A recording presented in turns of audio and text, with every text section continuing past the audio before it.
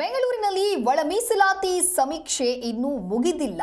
ಮತ್ತೊಂದು ವಾರ ಸಮೀಕ್ಷೆಯನ್ನ ನಡೆಸೋದಕ್ಕೆ ಇದೀಗ ಪಾಲಿಕೆ ಮುಂದಾಗಿದೆ ಅನ್ನೋದು ಗೊತ್ತಾಗ್ತಾ ಇದೆ. ಜೂನ್ 30ರ ಒಳಗೆ ಮೀಸಲಾತಿ ಸರ್ವೆ ಪೂರ್ಣ ಆಗಬೇಕಿತ್ತು. ಆದರೆ ಇನ್ನೂ ಕೂಡ ಒಳ ಮೀಸಲಾತಿ ಸರ್ವೆ ಕಂಪ್ಲೀಟ್ ಆಗಿಲ್ಲ. 34 ಲಕ್ಷ ಮನೆಗಳಲ್ಲಿ 20 ಲಕ್ಷ ಸ್ಟಿಕ್ಕರ್ ಅನ್ನ ಅಂಟಿಸಿದ್ದಾರೆ ಅಧಿಕಾರಿಗಳು.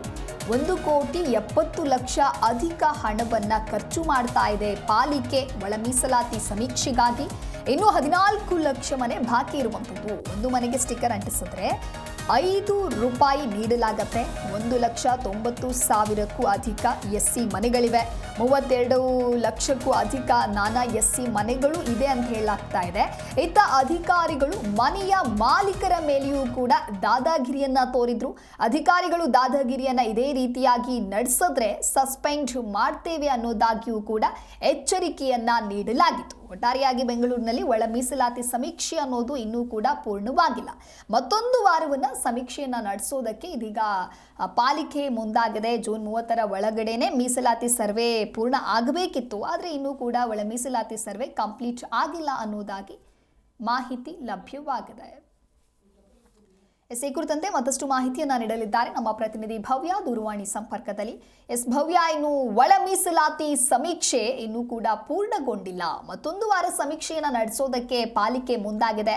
ಇನ್ನೊಂದು ಕಡೆ ಅಧಿಕಾರಿಗಳು ಮನೆಯ ಮಾಲೀಕರ ಮೇಲೆ ದಾದಾಗಿರಿಯನ್ನ ನಡೆಸ್ತಾ ಇದ್ದಾರೆ. ಅಧಿಕಾರಿಗಳು ಒಂದು ವೇಳೆ ಇದೇ ರೀತಿಯಾಗಿ ಕಂಟಿನ್ಯೂ ಮಾಡಿದ್ರೆ ಸಸ್ಪೆಂಡ್ ಮಾಡ್ತೇವೆ ಅನ್ನುವಂತ ಎಚ್ಚರಿಕೆಯನ್ನ ಕೂಡ ನೀಡಲಾಗಿದೆ. ಅಂದ್ರೆ ಜೂನ್ 30ರ ಒಳಗೇನೆ ಈ ಮೀಸಲಾತಿ ಸರ್ವೆ ಪೂರ್ಣಗೊಳ್ಳಬೇಕಿತ್ತ? ಈ ಕುರಿತಂತೆ ಡೀಟೇಲ್ಸ್ ಕೊಡ್ತಾ ಹೋಗೋದಾದ್ರೆ ಎಸ್ಡಿಗೆ ನಿನ್ನೆ ಕೂಡ ಅಧಿಕಾರಿಗಳ ಸಸ್ಪೆಂಡ್ ಆಗಿರುವಂತದ್ದು. ಸೊ ಎಚ್ಚರಿಕೆಯನ್ನ ಹಿರಿಯ ಅಧಿಕಾರಿಗಳು ಕೊಡ್ತಾನೆ ಇದ್ದಾರೆ. ಆದ್ರೆ ಜನರ ಜೊತೆ ಅನುಚಿತವಾಗಿ ಇವರು ವರ್ತನೆ ಮಾಡ್ತಾನೆ ಇದ್ದಾರೆ. ಸೊ ಸದ್ಯ ಇನ್ನೂ ಕೂಡ ಮುಗಿದಿಲ್ಲ ಅಂತಾನೆ ಹೇಳ್ಬೋದು ಮೀಸಲಾತಿ ಸಮೀಕ್ಷೆ. ಯಾಕಂದ್ರೆ ಜೂನ್ 30ರ ಒಳಗೆ ಸಮೀಕ್ಷೆ ಕಂಪ್ಲೀಟ್ ಆಗ್ಬೇಕಿತ್ತು. ಸೊ ಆದ್ರೆ ಇನ್ನೂ ಕೂಡ ಸಮೀಕ್ಷೆ ಕಂಪ್ಲೀಟ್ ಆಗಿಲ್ಲ. ಸೊ ಒಟ್ಟು ಸಿಟಿಯಲ್ಲಿ 34 ಲಕ್ಷ ಮನೆಗಳಲ್ಲಿ 20 ಲಕ್ಷ ಸ್ಟಿಕ್ಕರ್ ಅನ್ನ ಅಧಿಕಾರಿಗಳು ಈಗಾಗಲೇ ಅಂಟಿಸಿರುವಂತದ್ದು. ಅದರಲ್ಲಿ 14 ಲಕ್ಷ ಬಾಕಿ ಇದೆ. ಸೊ ಒಂದು ಮನೆಗೆ ಸ್ಟಿಕ್ಕರ್ ಅಂಟಿಸಿದರೆ ಅಧಿಕಾರಿಗಳಿಗೆ ₹5 ನೀಡಲಾಗುತ್ತೆ.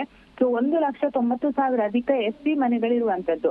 ಆದ್ರೆ 32 ಲಕ್ಷ ಅಧಿಕ ನಾನಾ ಎಸ್ಸಿ ಮನೆಗಳು ಇದೆ ಎಂದು ಹೇಳಲಾಗ್ತಿದೆ. ಸೊ ಒಟ್ಟು 1,70,00,000 ಹಣವನ್ನ ಇದಕ್ಕೆ ಅಂತಾನೆ ಪಾಲಿಕೆ ಅಂದ್ರೆ ಕೇವಲ ಸ್ಟಿಕ್ಕರ್ ಅಂಟಿಸೋದಕ್ಕೆ ಅಂತಾನೆ ಹಣವನ್ನ ಖರ್ಚು ಮಾಡಿರುವಂತದ್ದು.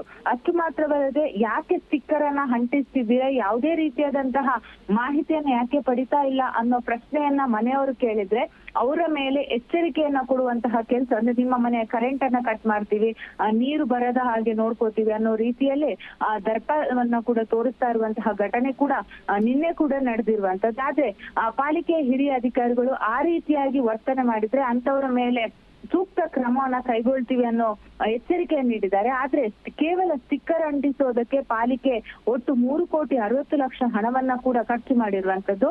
ಅಷ್ಟಕ್ಕೂ ಈ ಸ್ಟಿಕ್ಕರ್ ಅಂಟಿಸೋದಕ್ಕೆ ಆಶಾ ಕಾರ್ಯಕರ್ತೆಯರು, ಜೂನಿಯರ್ ಹೆಲ್ತ್ ಇನ್ಸ್ಪೆಕ್ಟರ್ಗಳು, ಅಂಗನವಾಡಿ ಕಾರ್ಯಕರ್ತರು ಈಗಾಗಲೇ ಮುಗಿಬಿದ್ದಿದ್ದಾರೆ. ಯಾಕಂದ್ರೆ ಅವರಿಗೆ ಒಂದು ಸ್ಟಿಕ್ಕರ್ ಅಂಟಿಸಿದ್ರೆ ₹5 ಸಿಗುತ್ತೆ ಅಂತ. ಸೊ ಸದ್ಯ ಇದಕ್ಕೆ ಬಹಳಷ್ಟು ಹಣವನ್ನ ಕೂಡ ವ್ಯಯಿಸಿರುವಂತದ್ದು. ಆದ್ರೆ ಕೇವಲ ಸ್ಟಿಕ್ಕರ್ ಅಂಟಿಸಿ ಹೋಗೋದಾದ್ರೆ ಯಾಕೆ ಎಷ್ಟು ಕೋಟಿ ಖರ್ಚನ್ನ ಮಾಡ್ಬೇಕಂತ ಜನಸಾಮಾನ್ಯರು ಕೂಡ ಕೇಳ್ತಾ ಇರುವಂತದ್ದು. ಯಾಕಂದ್ರೆ ಒಂದು ಸ್ಟಿಕ್ಕರ್ ಅಂಟಿಸೋದಕ್ಕೆ ಇಷ್ಟು ಖರ್ಚು ಮಾಡಿದ್ರೆ ಸಿಲಿಕಾನ್ ಸಿಟಿಯಲ್ಲಿ ಬಹಳಷ್ಟು ಸಮಸ್ಯೆಗಳಿರುವಂತದ್ದು. ಸೊ ಅದನ್ನ ಸರಿಪಡಿಸಿ ಅಂತ ಈಗಾಗ್ಲೇ ಆಗ್ರಹ ಕೂಡ ವ್ಯಕ್ತವಾಗ್ತಾ ಇದೆ.